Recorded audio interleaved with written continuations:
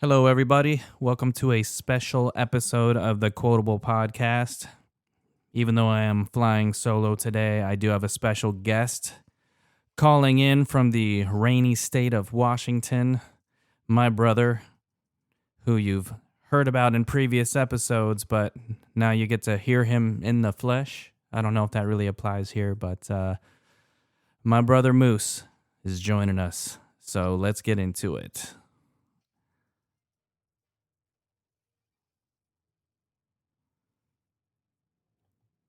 What's going on, man? Hey, good to be part of the show.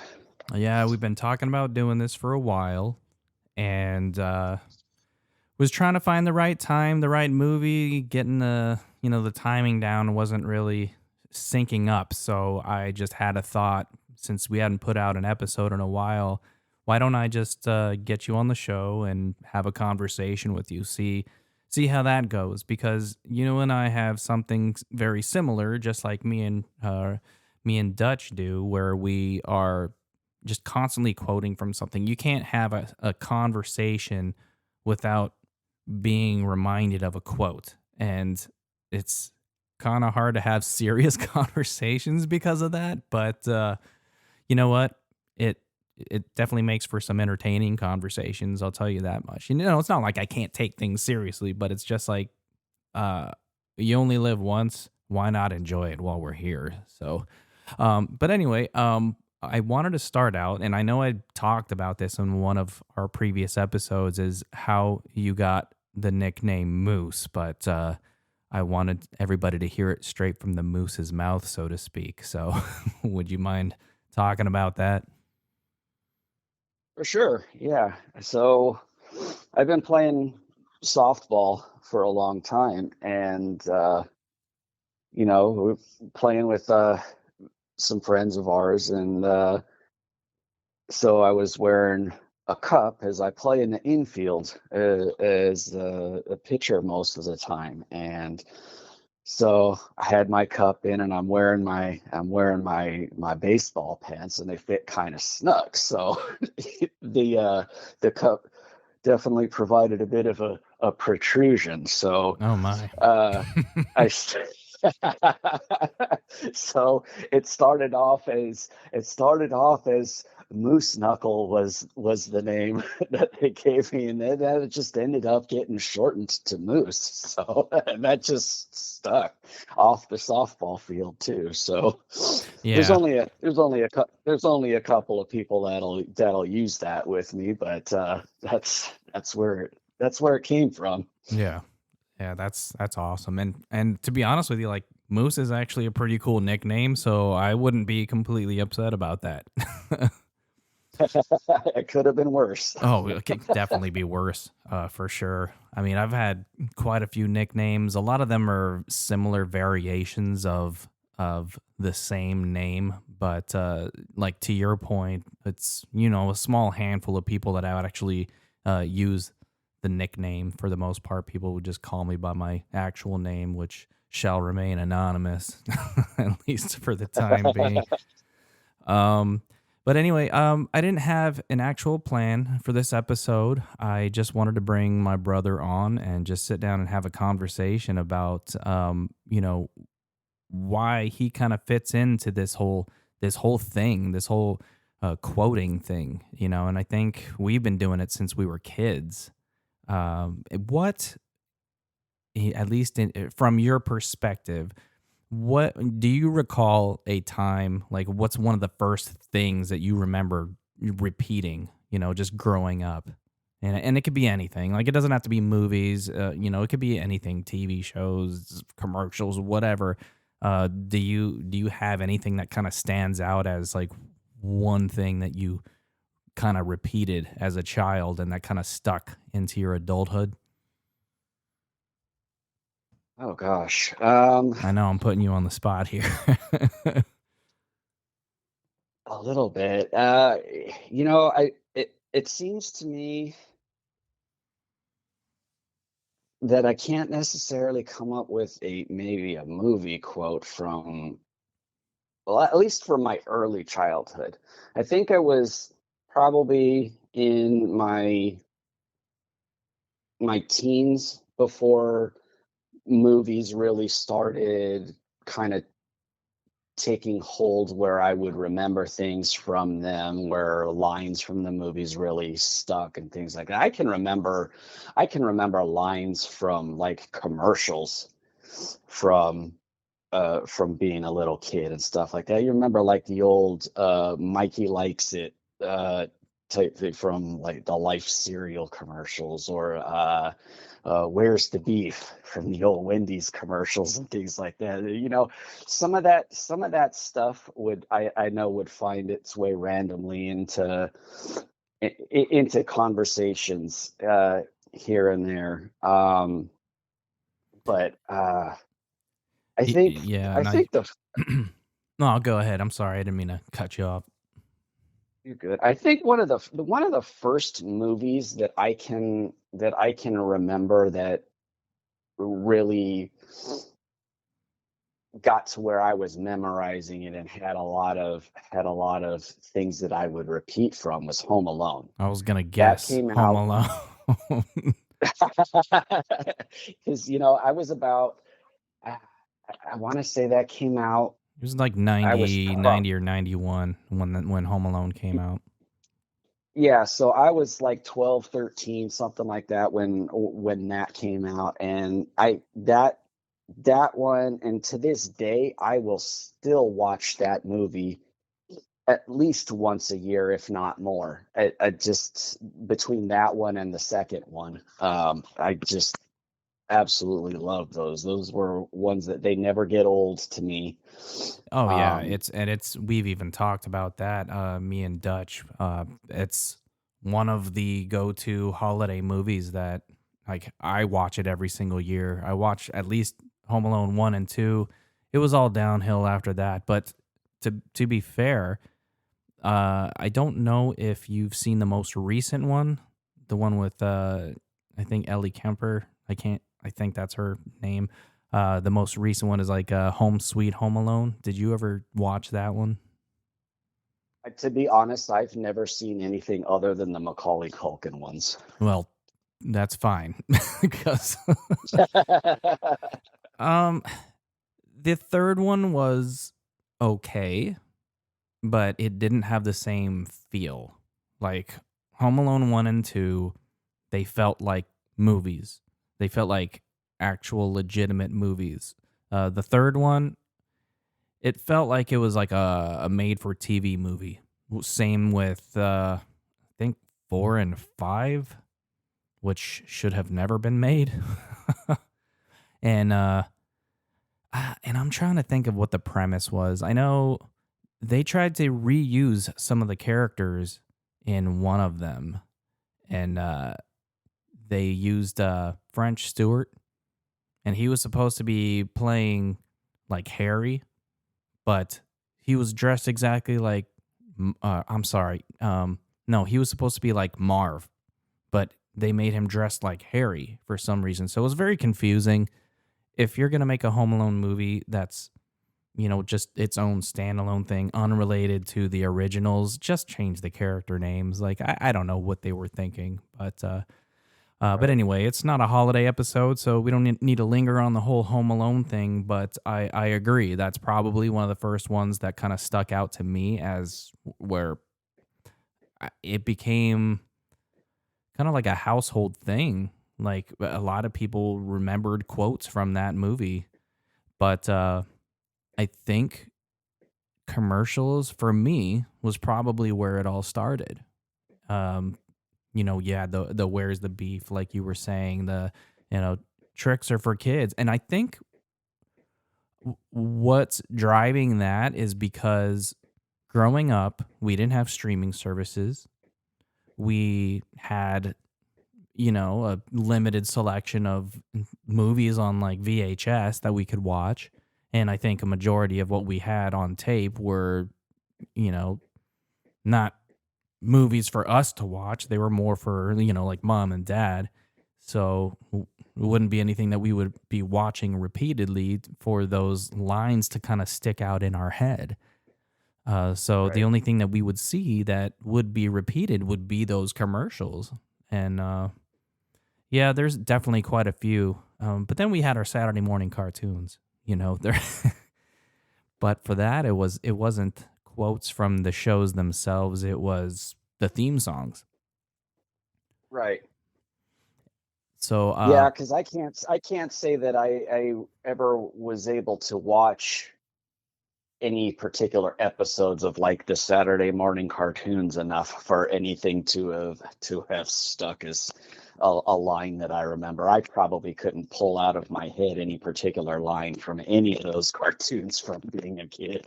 no, we did have a thought for an episode, and as soon as I talked to Dutch about it, like he was completely on board with it. Where uh, my initial thought was, and yeah, I guess this is a spoiler, but that he was going to either play small clips from intro music for some shows, like from 80s, 90s, whatever, to see if I could guess what it is, or alternatively, maybe guess the lyric.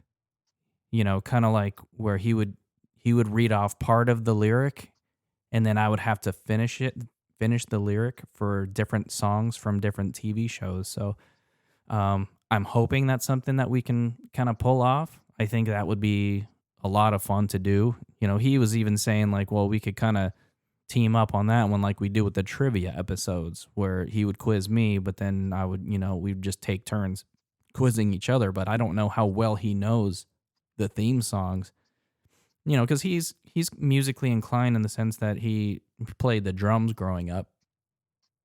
So I don't know like lyrically because I don't really ever hear him sing. So I know he's So I great could at. kind of I could kind of see it like a name that tune type of thing where yeah, like where you play a clip and not necessarily have to maybe guess the line, but you could probably recognize what it came from, uh, Yeah, if even if you didn't know the words. because didn't they have that like I can name that tune in? Didn't they say like 5 seconds or something, or like I don't remember what the premise was. I don't remember the specifics if it was how many bars or if it was a time frame seconds, but there was some element like that to it. Yeah, and I want to say I think Joey Fatone, he was hosting a show that was like kind of musically related, and I feel like it had something to do with like finish the lyric kind of thing. And I'd only watched maybe a couple episodes of that, but it was pretty entertaining because it was interesting to see how many songs I actually knew really well. But I had I had a big problem growing up where I was constantly mishearing lyrics. Do you remember any of that at all? um, I don't know if I remember anything specifically with you mishearing lyrics. I can remember some instances where I did. Um, in fact, there was actually a TV commercial that I could have sworn that they were swearing in because I was just hearing it wrong.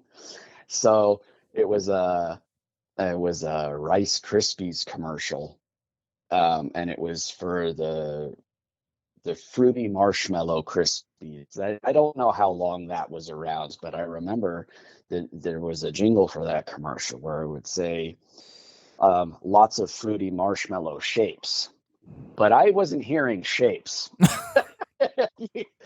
You can probably imagine what I was hearing. Hmm. And, And I'm like, why? I'm like, why would they say that in a commercial how was that? about How was that cereal? allowed? I got me a case of the fruity. You know Yeah. what? And I know just for anybody listening to this episode, I'm keeping this one family friendly, because this is a special guest. I I wanted to be able to have this available for a wider audience, including family.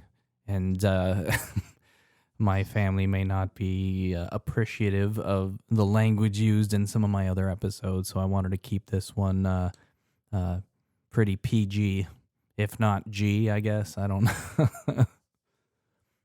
All right.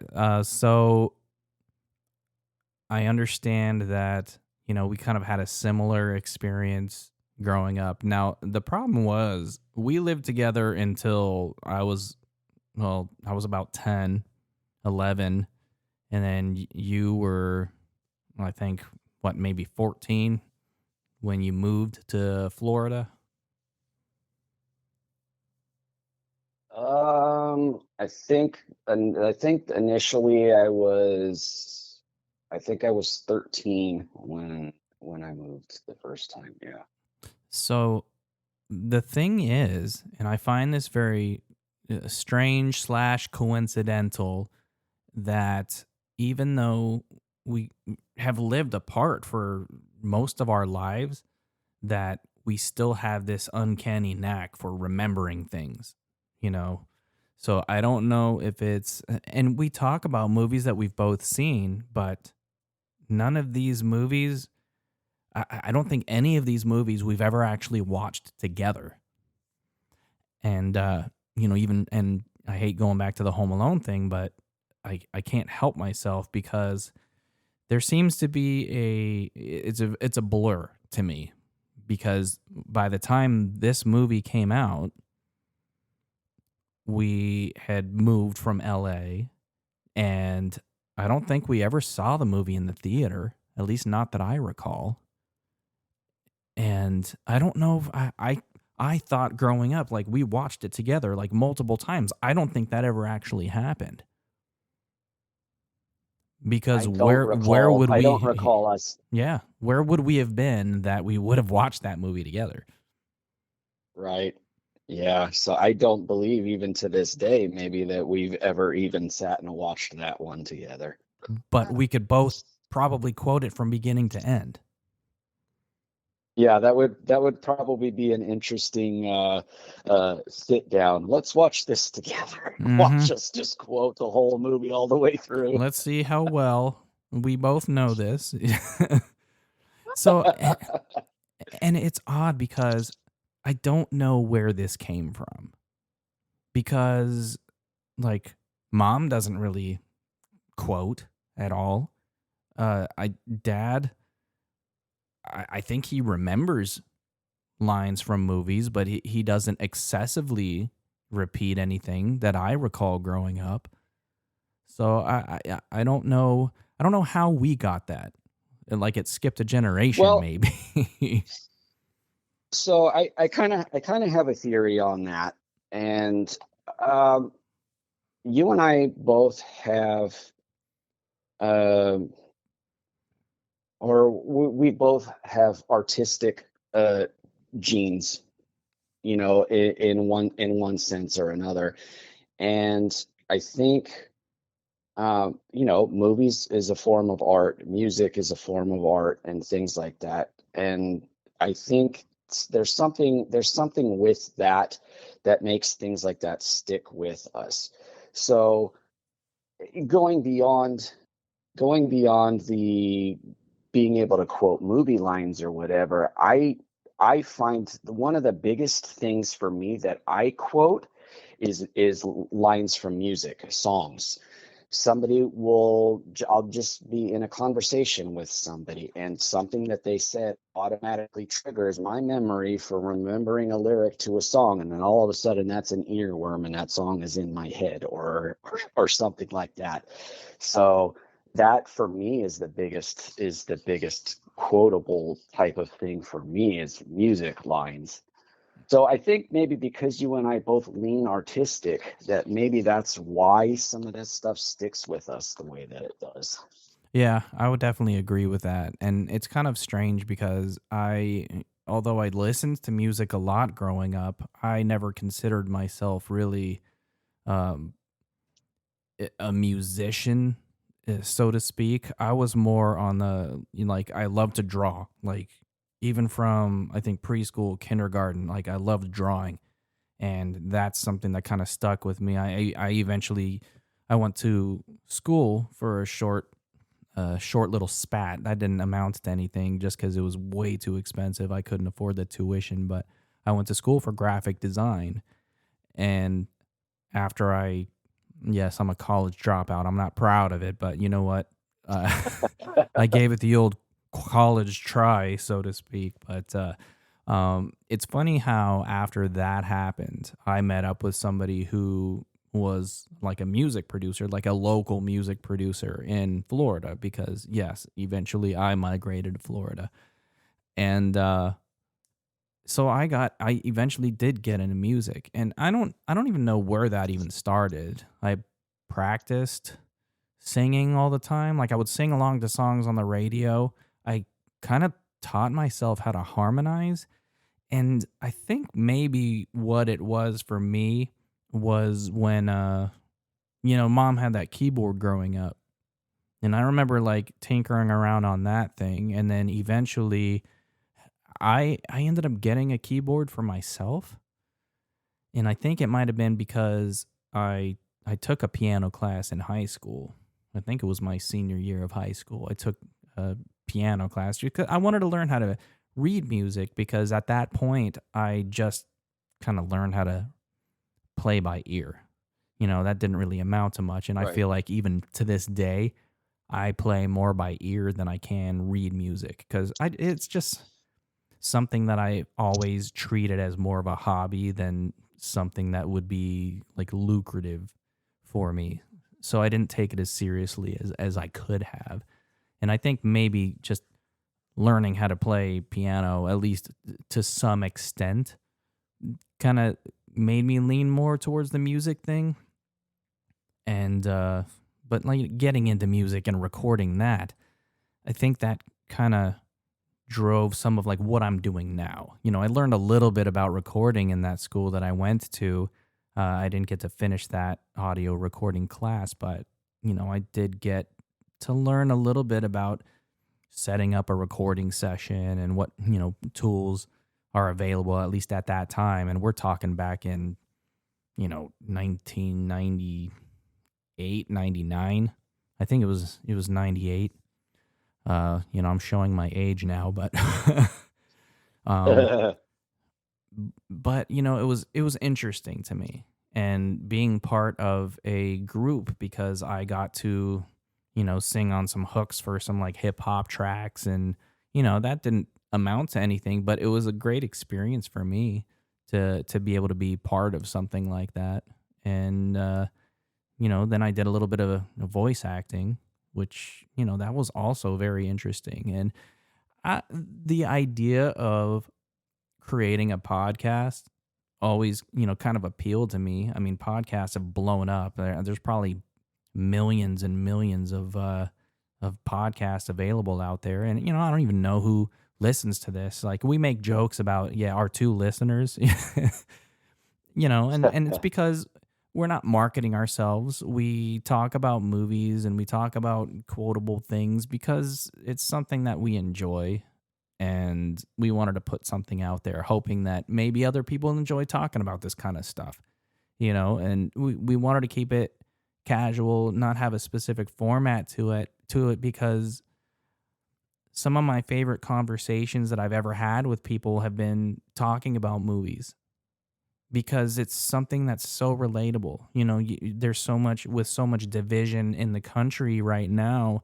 We really need something that we can, I guess, talk about amicably. You know what I mean? And I think Right. movies is something that everybody can enjoy and appreciate. So I think that's why I kind of got into it. But yeah, not to that was a long-winded explanation of like where it happened for me. But yeah, to your point, we were both kind of musically inclined, and we had that knack for remembering song lyrics. Even stuff from the '90s. I mean, Regulators. That's one of the ones that I remember.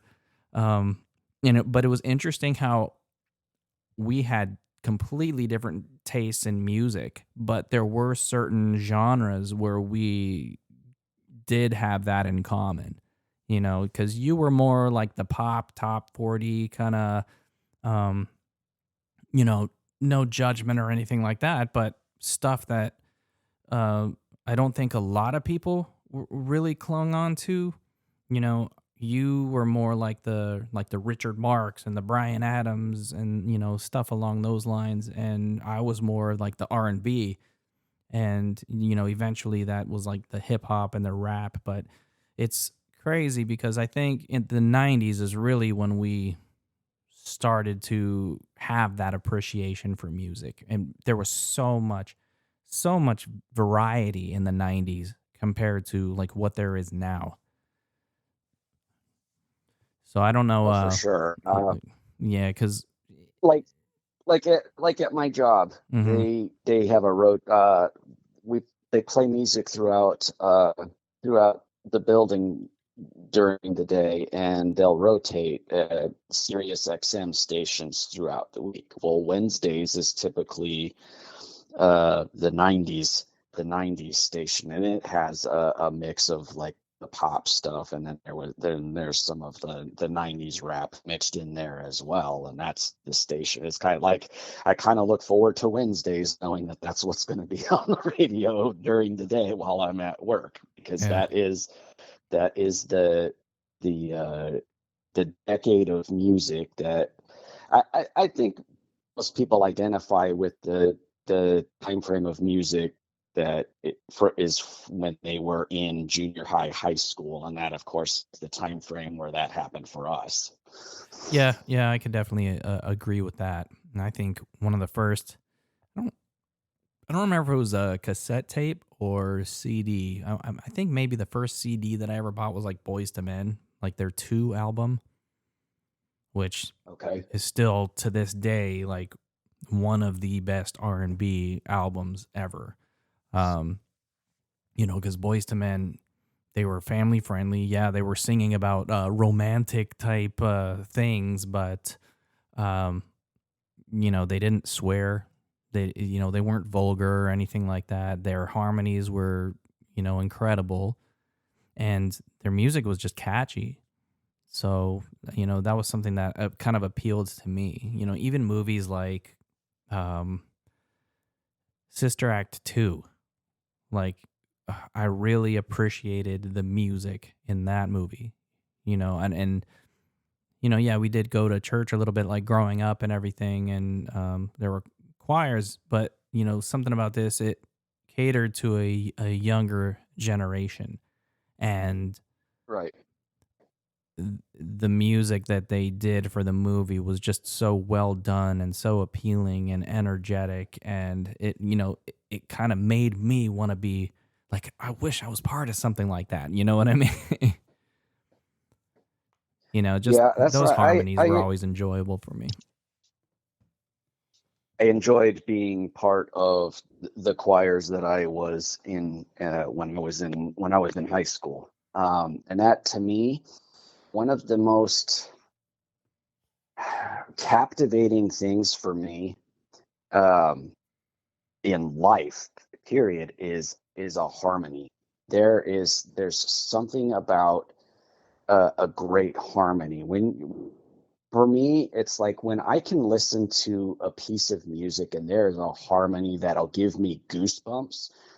That tells me that that's something that's really, it just is captivating to me, and that's always been the case for me. Yeah, yeah, and I don't. That's I kind I of like some of these. I like some of these, like a cappella groups and things like that. When not necessarily having to do with the beatboxing and that stuff like that, but when there's no instrumentals, and they can get you with just the harmonies that they're able to produce vocally. I'm really drawn to that. yeah, yeah, and judge me if you will, but um, I was actually a fan of NSYNC. Hmm. Yeah, so like I said, judge me if you will, but like NSYNC and even the Backstreet Boys, they were very, very popular right out of, right after I graduated from high school.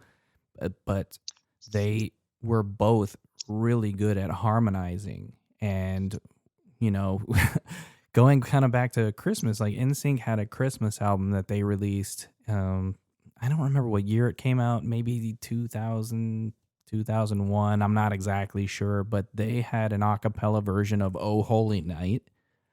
And when they get to like the climax of the song, it's they were able to do that because you talk about like the chord progressions and how um it's I know I hear people compare music to math in a lot of cases.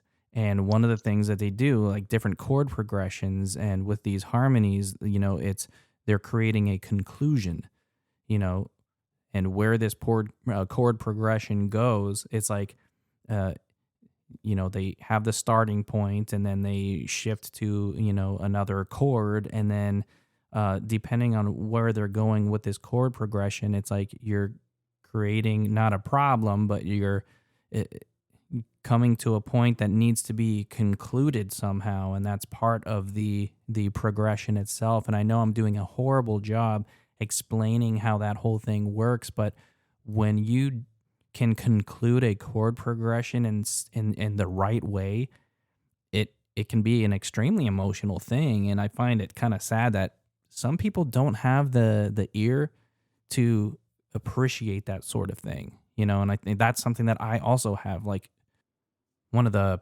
songs that I've been listening to recently, and this came out a while back, um, like maybe 10 years ago or something, is Disturbed's version of Sound of Silence. And that's one that somehow has that quality that you're talking about, where it gets to a certain point. Like, it starts out real low and slow and kind of uh, I don't even know how to explain it, but it builds. Like, it starts out really low and then eventually it builds, and he brings a different vocal quality, at least in the beginning. You're used to this guy from Disturbed, and his name escapes me. That kind of raspy, kind of rock tonality to his voice that you're used to, and you don't realize how much talent he actually has. Like, he is an extremely talented singer, and then when it gets to the point where the when the song builds, he brings that rasp into it, but it doesn't take away from the emotionality of the song itself. If anything, it adds to it. And I've actually seen a couple videos where professional singers, like even opera singers, are reacting to this song the first time they're hearing it. And it's kind of interesting to hear them kind of break down what he's doing to the song, and what they like about it, and a little bit of comparison to the original version, but not like overkill, because they didn't really want to take away from, because the original song is great. Like, don't get me wrong, and I did enjoy Simon and Garfunkel's version of it, but something about this version really connected with me to the point where it almost brought tears to my eyes, like the first time I heard it. And even listening to it again, it still kind of invokes that emotion. So, but I don't know. What is your take on that song? Like, his version, I guess, Yeah, or their version, I should say.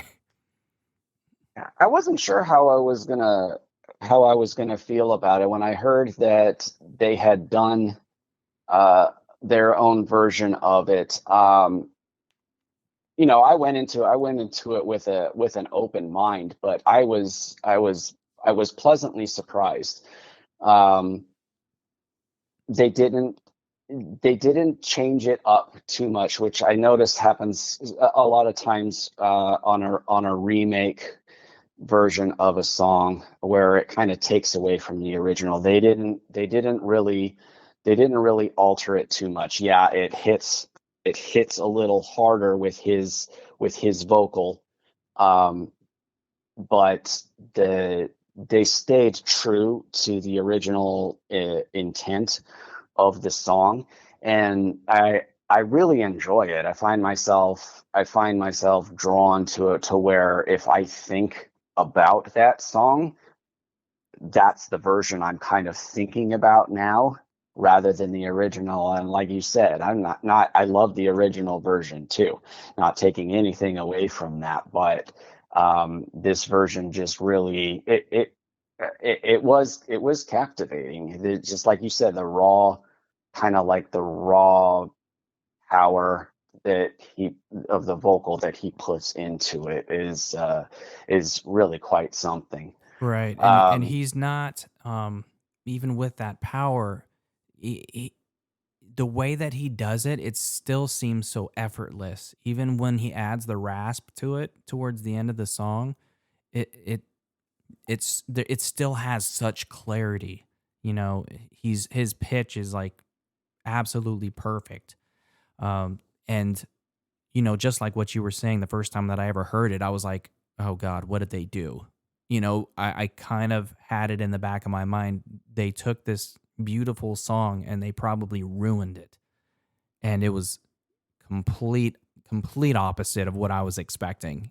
And, we talked about harmony a little bit. And that's the one thing that this version does not have.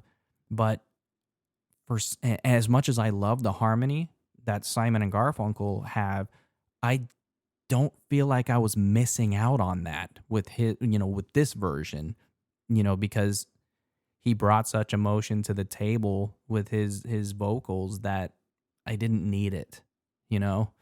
I thought that was very strange, but kudos. I didn't realize, because I'm not a big rock guy.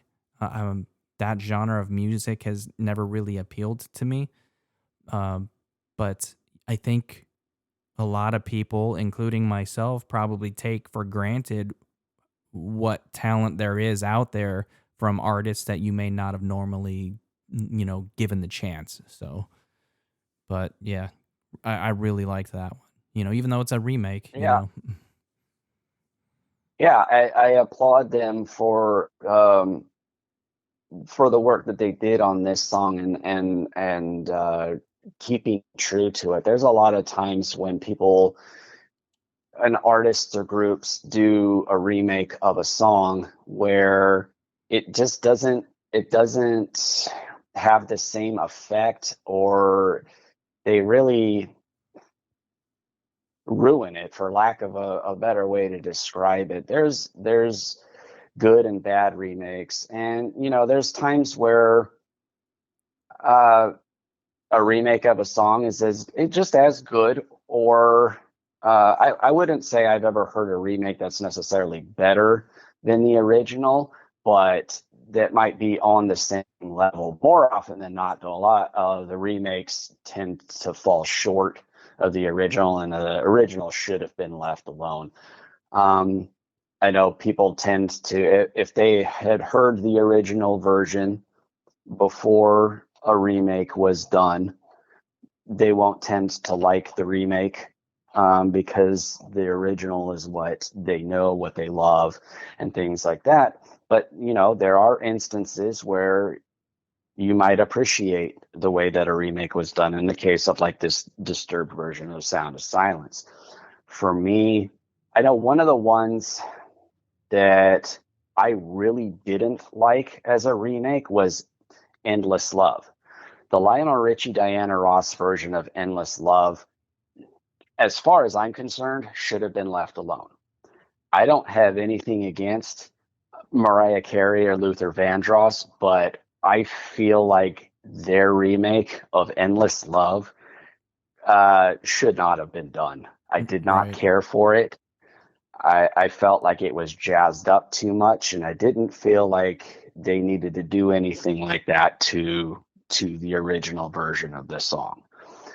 Um, I know for me, one of the ones that was that struck me in the '90s, there was a remake of an '80s song that was done that I had not heard the original version of, to my recollection. It was Total Eclipse of the Heart, and the version that was done was by an artist named Nikki French, and it was done as like a dance track. So this was the original version. I had heard of it, and I loved it. I absolutely loved it. I had the cassette single of this one. I played it repeatedly. Um, and when I finally did hear the original version by Bonnie Tyler, I didn't. I honestly didn't care for the original. Um, so this is one of those ones, but like I said, I had never heard the original one, so I was never married to that one. But I think that maybe it's where I fall in the generation of music that I was listening to at the time, that the kind of dance track resonated with me a little bit more than what the original did. But I don't know. It just I think that, you know, tastes vary, but I just think there's certain times when a track shouldn't be touched, because I understand that that somebody might be trying to do it as an homage to the original, but it ends up taking away from it. You know what I'm saying? Yeah, because sometimes they'll take the track and, you know, they'll have some artistic liberties that they, you know, try to take to make it their own. But sometimes when they do that, it takes away from what the original one was able to bring to the table. So I know exactly what you mean. And sometimes the you know the dance version of songs work. That's not really something that appeals to me too much. But you know, kind of touching a little bit on that, the endless love track. Um, Something that I feel like kind of ties to that is, you know, I used to be a big fan of like Disney movies and stuff, and you know, a lot of the songs that they added to it, you know, they would have one of the main songs from the animated movie soundtrack, and then at the end they would have like a poppy version of that song. Uh, and in a lot of cases, I didn't like that. I liked the original that was in the movie itself, you know, sung by whoever did the voice for that specific character.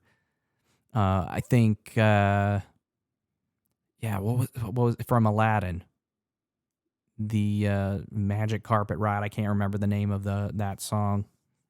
Um, A whole new world. a whole new world. Like they did the poppy version, and you know, and I can't think of uh who did that version at the end for the end credits. But it's like, no, I like the That's original better. that was Peebo Bryson and Regina Bell. Yeah. So you know, that's just another example of like sometimes they don't need to do like a big production version for a song to be good. Sometimes, in most cases, I would say the stripped down version tends to be better, in my opinion. But On the flip side of that, but sticking with the Disney movie one though, I feel like Elton John's "Can You Feel the Love Tonight," I think would be the exception to what you're saying. I yeah, feel like that that was an awesome addition to that movie, having his version included in that. a circle of, I mean, even Circle of Life, his version of that was great too.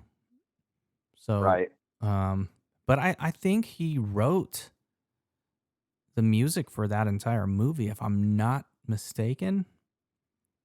So I guess Yeah, I'm not sure it about didn't that. seem like that big of a stretch for him to do covers of the songs from that movie. But you know, all in all, like Lion King had one of the, you know, greatest soundtracks I think of all of these animated films. I mean, a lot of them just from that time frame, like the '90s, uh, even early 2000s. Their music from these were very memorable, and something that I definitely enjoyed growing up. But anyway, I didn't want to keep this episode too terribly long, and I didn't realize we were gonna talk so much about music. But you know, it's still definitely an enjoyable conversation, and I'm glad that I had the opportunity to kind of introduce you to everyone, and uh, hopefully you'll, you know, this will be like one of many episodes in the future where we can bring you on and talk about specific movies and everything if that's something that you'd be interested in doing. Absolutely. It's been great to be a part of the podcast today. I've enjoyed getting to sparks of nostalgia with some of our childhood and music and movie things that we remember. And I would absolutely love to be back and be a part of the podcast with Dutch and talking about uh, movies and stuff. So it's been great. Yeah, well, I will definitely be in touch. We'll find a movie that you're familiar with. Definitely want you to be comfortable having a conversation about a movie. And although doing this podcast, I've been introduced to movies that I had never personally seen before, and I was able to, talk about it shortly after seeing it for the first time. So, but I promise we'll break you in easy. We'll do a movie that you're already familiar with, and give you the chance to, get refamiliarized before we bring you on to another episode. But thanks again for taking the time to sit down and have a conversation with me, and it's been good. And I guess that's the time for me to cue the outro music. All right, but thanks again, bro, and until next time, Quotable Podcast out.